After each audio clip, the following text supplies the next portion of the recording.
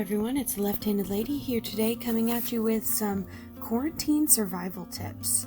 Now, I know everybody is staying at home, and those of you who aren't, I thank you for your service, but those of us who are staying home are looking for ways to stay busy and or help our society. So I thought I would give you a little doodle on ways that I think you should do that. So our number one way to survive quarantine is create. Now, that doesn't mean drawing, that doesn't mean painting, that just means creating something, whether it's building or tearing something down and building on top of it, or drawing, or making t-shirts, making masks, doing signs, anything that you can create that's going to bring joy. That's what I'm talking about.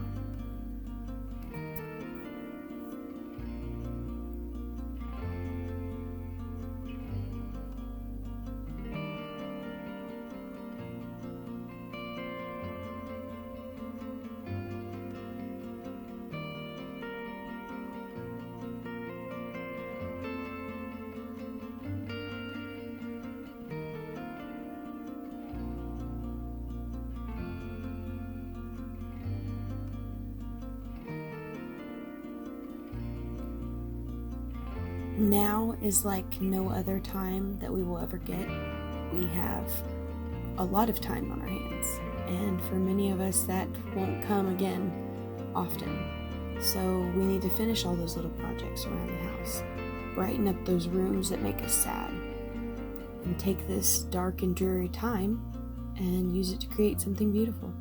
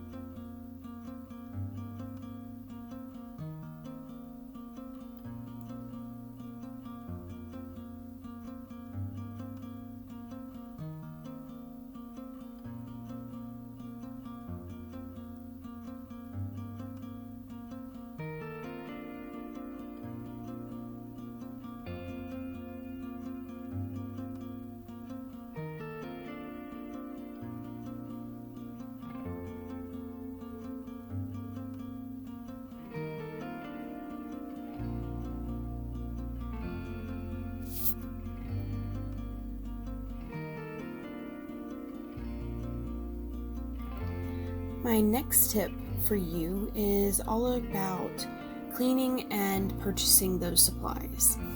So I suggest that you take this time to clean. Deep clean your house, sanitize your house, as well as declutter. But also take this time to really figure out what you need and what you don't need. And the number one thing we can do is stop overbuying. As many of us already know, supplies are running short because everybody is worried, everybody is scared. But by causing our demands to go higher and buying more things, we're making more and more people to be scared. And it's contradicting itself. So buy what you need and clean what you can. That's my advice. And maybe play some music and dance while you do it.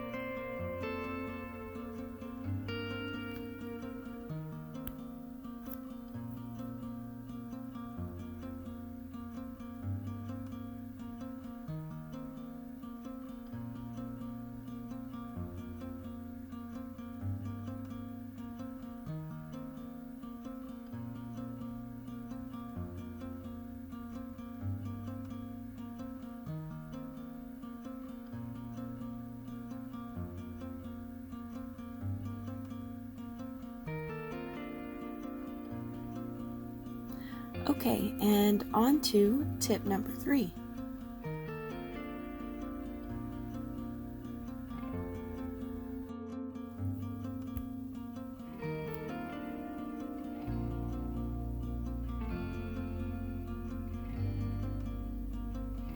Now we are moving on to my third tip, which is simply playing cards. If you live alone, play cards via FaceTime or Skype. Everyone I know has at least one deck of playing cards in their home. It makes it super easy to connect with friends, but also doing something fun and productive. And it also sometimes challenges your mind.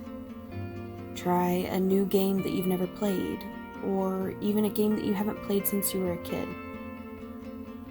Explore the possibilities of this boredom.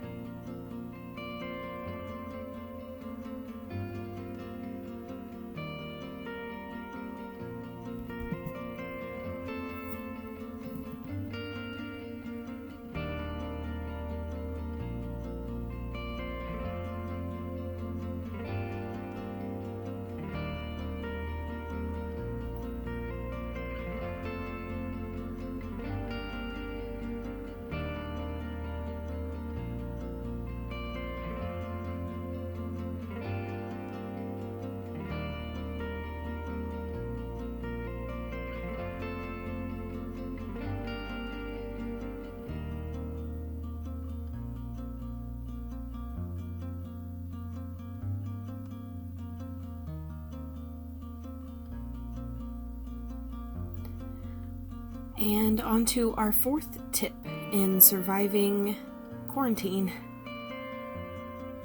This one is a big one to me.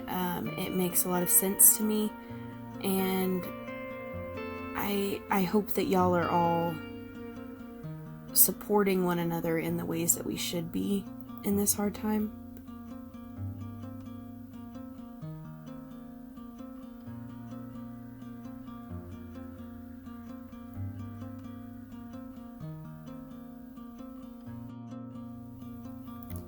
We are going to write a letter to a friend. Now, I'm not talking about somebody that you text all the time or somebody that you talk to and see on a regular basis. I'm talking about all those people that you maybe see once a year or you connect with over Facebook. Sit down with a pen and a paper and write a letter. Just talk to somebody and put a post-it note on it and send it.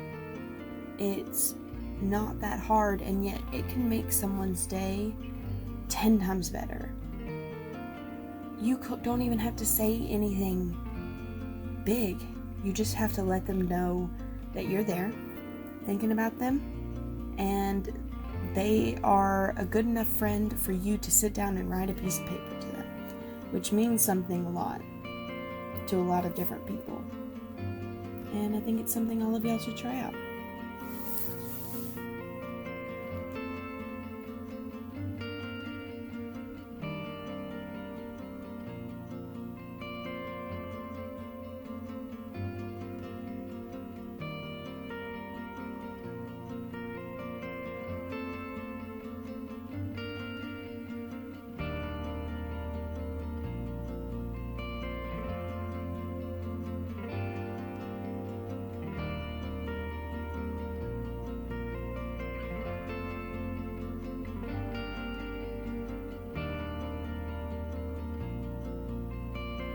Another great way to make sure that all of us survive this is reaching out to those who can't get out. If you have a friend who is immunocompromised or older friends who shouldn't be in the masses, figure out what they need and get it for them. Especially if you're a young adult like I am, perfectly healthy, we are perfectly capable of putting on a mask, going to the grocery store and getting those things that they need to survive and safely delivering them at their house. So take a little bit of your free time and make sure that somebody else is getting through this as well.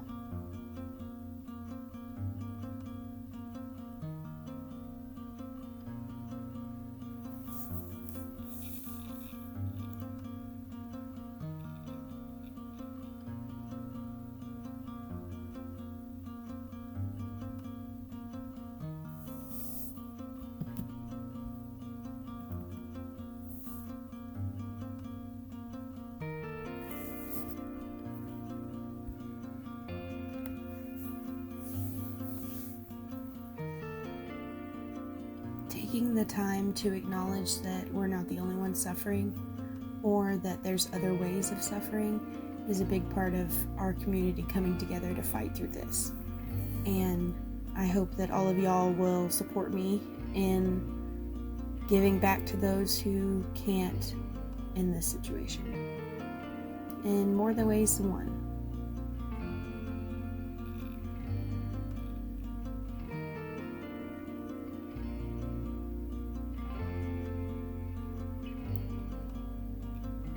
Another thing that I know you've heard 8 million times, but I feel it needs to be said again.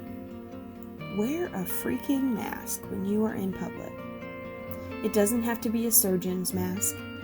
The CDC says any piece of cloth will help prevent the spread. So why not? Why not wear a bandana around your face? Why not put something over your mouth if it helps just the slightest bit prevent this from spreading to anyone else? Why not? Just think about it and cover your mouth.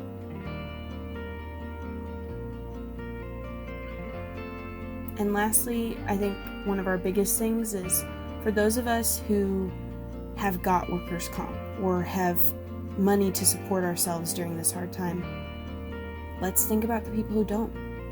Think about the people who can't afford to live without this job, or can't afford to put food on their children's plates without going to work. So why not we take a little bit of our spending money and donate it?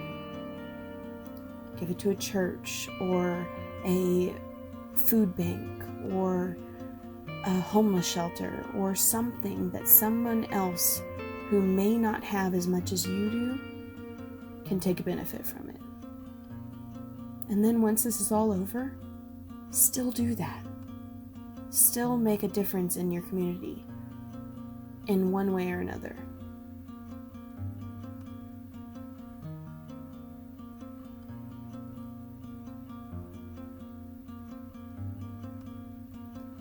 If we can all show just a little bit of what we are supposed to be and how we are supposed to act in this time of desperate need throughout our whole world, then I know that when we come through this world will be a better place, even though it looks really sucky right now.